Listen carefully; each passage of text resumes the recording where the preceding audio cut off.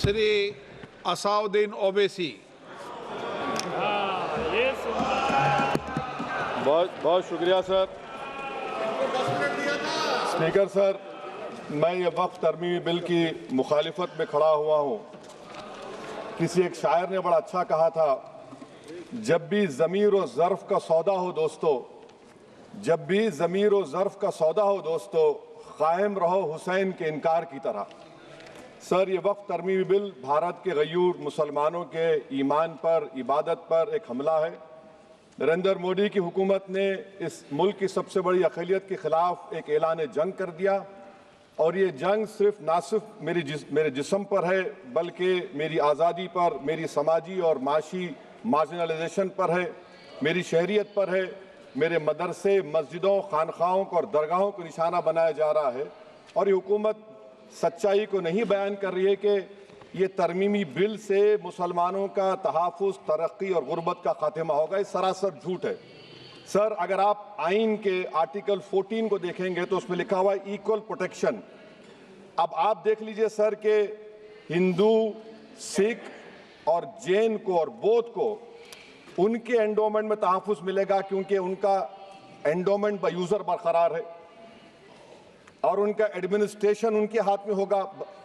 कि गैर हिंदू या गैर उनके मजहब का आदमी दान भी दे सकता है उनके लिए, और एंडोमेंट बोर्ड का तहफ़्फ़ुज़ भी मिलेगा, क्योंकि उसके ऊपर ओवरराइडिंग क्लॉज अप्लाई नहीं होगा, लिमिटेशन का कानून उस पर अप्लाई नहीं होगा।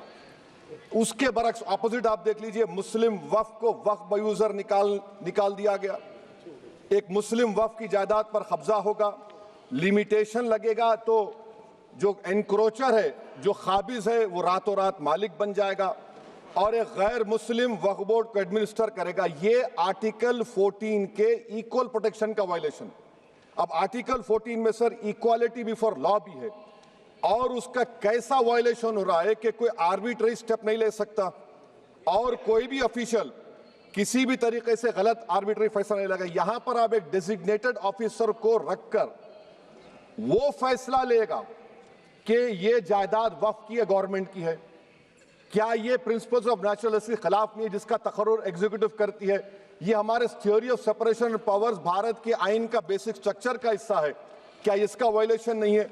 सर, आर्टिकल 25 का वायलेशन कैसे है कि आप मुसलमानों से वक्फ बाय यूज़र छीन रहे हैं और फिर आप कर्ब कर रहे हैं वक्फ वाल औलाद को, मगर वहीं पर दूसरे धर्म के मानने वालों को उनके मजहब पर चलने की पूरी इजाजत है। लफ्ज जो आर्टिकल 25 में इस्तेमाल हुआ सर, वो इक्वली एंटाइटल्ड, यहां पर मुसलमानों के इक्वल एंटाइटल्ड नहीं हो रहा। अभी हम गृह मंत्री का, वजीर दाखिला का यहां पर उनका हमने तकरीर सुनी, यहां पर वो ये कहते हैं, वजीर दाखिला, शायद वो कटमुल्ला की जबान ना कह दें, वजीर दाखिला कहने पर वजीर दाखिला ने अपने बयान में कहा कि बोर्ड और कौंसल जो होगा वो माने वक्फ इस्लाम से अलग है। सर, अगर ये बात सच है आपकी, तो फिर आपको एक कानून बनाने की जरूरत ही नहीं है, आप एक नॉन स्टैट्यूटरी बॉडी बना दीजिए। ये जो कानून बन रहा है ना सर, ये आर्टिकल 26 इसका सोर्स है, और आर्टिकल 26 जब इसका सोर्स है तो आर्टिकल 26 का ABCD क्या कहता है कि रिलीजियस डिनोमिनेशन को अपने मजहब के अफेयर्स खुद चलाना, मूवेबल इमूवेबल प्रॉपर्टी को लेना और एडमिनिस्टर करना। जब हिंदू धर्म को, बौद्ध धर्म को, सिखों को यह राइट दिया गया है, तो आप कैसे मुसलमानों से छीन रहे हैं? तो ये आर्टिकल 26 का ग्रेव वायलेशन है। तो सर, अब वक्फ बाय यूजर का मामला देखिए, मिनिस्टर साहब ने कहा कि एंक्रोचमेंट हो रहा है, 17,000 एंक्रोचमेंट हुए हैं।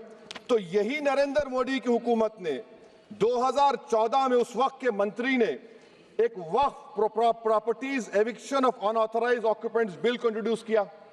आपने विड्रॉ कर लिया 2024 में उसको। क्यों विड्रॉ किया सर आपने?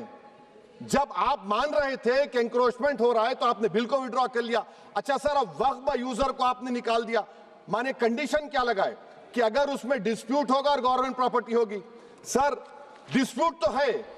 मिसाल के तौर पर मोहिबुल्लाह साहब जिस मस्जिद के इमाम है, पार्लियामेंट के सामने मस्जिद है सर, 123 प्रॉपर्टीज में मस्जिद है, डिस्प्यूट चल रहा है, कल कलेक्टर या डिस्ट्रिक्ट ऑफिसर बोलेगा कि भाई साहब ये गवर्नमेंट प्रॉपर्टी है, स्टिकर लगा दिया जाएगा, मस्जिद बंद गवर्नमेंट प्रॉपर्टी हो गई, होगी ना सर?